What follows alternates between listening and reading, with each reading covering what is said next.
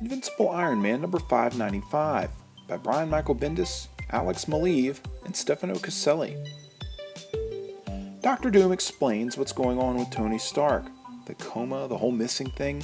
He says that for the time being, he intends to carry the mantle until the real Stark can return. He stares down Dr. Amara Pereira, who holds him at gunpoint, until he notices the prenatal vitamins in her grocery bag. With that, he teleports away.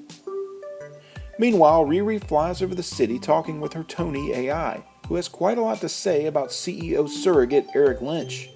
Suddenly, her boot boosters stop working. She crash lands on her street in front of her crush, Xavier King.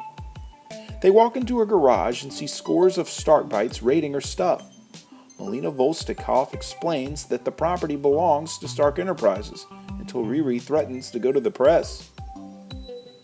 Elsewhere, the real Tony Stark awakens to see his birth mother pulling off his helmet. Due to the biological experiments he's been running on himself through the years, he's undergone some physical changes.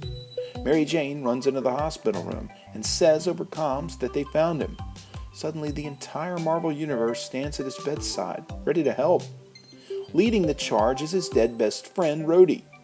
It all begins to make sense as Tony remains in the heap on the floor. It was all a dream. In France, Victor returns to his home and stands in his kitchen in thought. He's surprised by the Hood, who pulls twin pistols and fires. Victor dissipates into black smoke out the side of the wall. The issue wraps with Amanda Armstrong wrapping up an unsuccessful conference call with several superheroes. She calls on Friday and they realize there's a copy of Tony's consciousness possessed by Riri. They call him and ask him where Tony is. He starts to answer, but whatever he says will have to wait, as this issue is left to be continued. Reading this issue made me realize how awesome Alex Maleev's art in Infamous Iron Man was. While it's definitely cool that Doom and Riri have been combined into the same book, I'm a little confused with where it's headed. Obviously, Dan Slott will take over for Bendis at some point, but his style, coupled with what they did together in Infamous, combined with Riri's story drawn by Caselli, it's kind of weird. Still, really cool though.